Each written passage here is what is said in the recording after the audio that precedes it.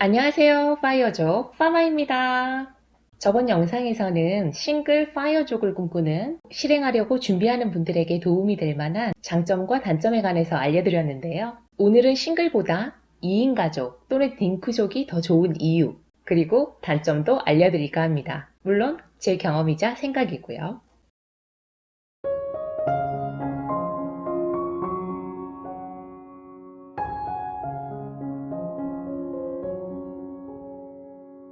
좋은 점을 먼저 살펴보자면 일단은 둘이잖아요. 그러니까 수입도 2배겠죠. 그런데 집은 하나만 있으면 돼요. 둘이 같이 사니까. 그리고 둘이서 생활해 보신 분들은 알겠지만 이 생활비가 하나에서 둘이 됐다고 해서 딱 배가 드는 건 아니거든요. 그보다 좀 적게 들어요. 좀 덜 들죠. 물론 둘이가 꿍짝이 맞아가지고 매일 맛있는 거 먹고 뭐 커플옷 맞추고 이러면은 뭐 돈을 더 쓰겠지만 우리는 파이어족을 준비하는 사람들이잖아요. 그러니까 기본적인 소비 컨트롤은 이제 됐다고 보는 상태에서요. 그런데 여기에서 의문을 가진 분들이 또 계실 거예요. 우리는 딩크족인데 결혼한 부부인데 돈을 왜 벌이야? 혼자 벌어요. 배우자가 일을 안 하고 나 혼자 지금 돈을 벌고 있어.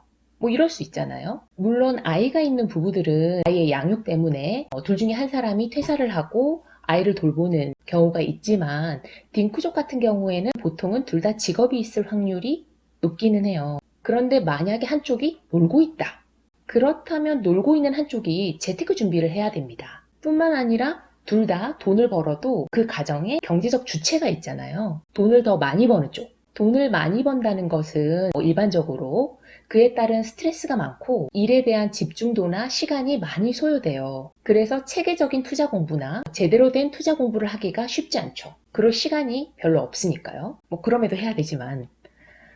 그리고 또 재테크나 파이프라인의 밑작업을 하기가 쉽지 않습니다. 그래서 상대적으로 시간이 좀 더 있는 사람이 이 밑작업을 해놓아야 됩니다. 절약에도 노하우가 필요하고요. 파이프라인을 만드는 거 역시도 마찬가지죠. 요즘에는 입으로는 많은 사람이 전문가예요. 하지만 실행을 해야겠죠. 그 실행을 상대 배우자가 하는 겁니다. 그러면은 좀 더 빠르고 안정적으로 파이어를 실행할 수 있겠죠.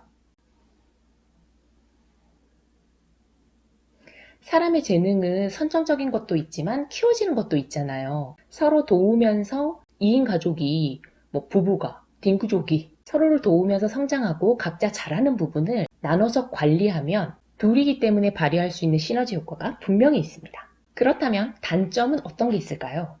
단점이라기보다는 아무래도 둘이니까 의견 충돌이 있을 수 있겠죠. 서로가 생각하는 절약, 예를 들어서 나는 버스 탈까 걸을까 걱정하고 있는데 배우자는 택시 탈까 버스 탈까 이렇게 생각해서 그게 좀 다르다거나, 또 포기할 수 없는 부분, 나는 꼭 고급 커피 머신이 있어야 되는데 또 배우자는 나는 자동차를 포기 못하겠대.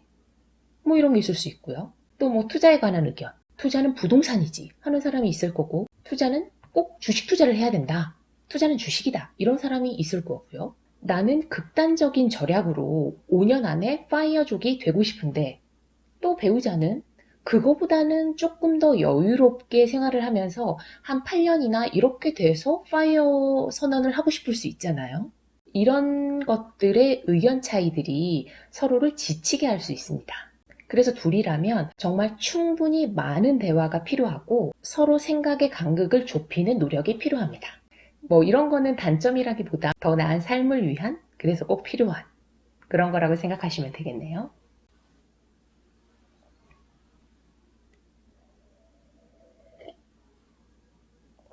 요즘은 취미도 돈이 되는 세상이잖아요. 그리고 그런 것뿐만 아니라 정말 다양한 종류의 부업이 있고요. 그래서 서로가 쿵짝이 맞으면 더 빨리 돈을 모으고 계획을 세울 수가 있어요. 파이어족이 되고 나면 모았던 돈, 그리고 투자로 들어가는 돈, 이런 것들도 중요하지만 생활비, 생활의 보탬이 되는 돈, 이 돈도 정말 중요하거든요.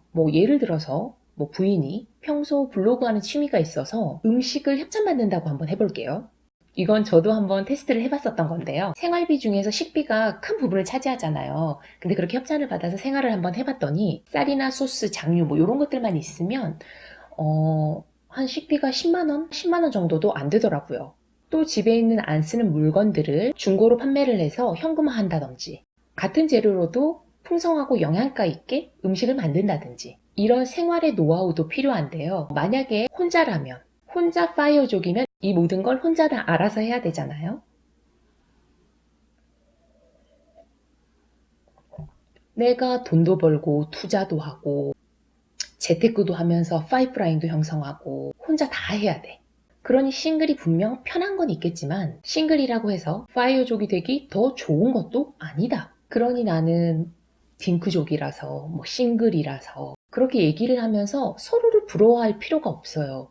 그리고 지금 내 현실을 보면서 아 나는 안 되겠구나 라고 생각할 필요도 없고요. 안 된다고 하지 말고 나에게 맞는 방법을 찾아보고 만약 문제가 생기면 해결해 나가면 되는 겁니다. 이 얘기를 하고 싶었어요. 자, 오늘은 딩크족, 커플, 부부, 뭐 형제나 자매, 2인 가족에 관해서 장점, 단점, 그리고 해야 할 것들을 알아봤는데요. 파이어족을 준비하고 계신 분들에게 조금이나마 도움이 됐으면 좋겠습니다. 저는 파마였고요. 다음 시간에 또 봐요. 안녕!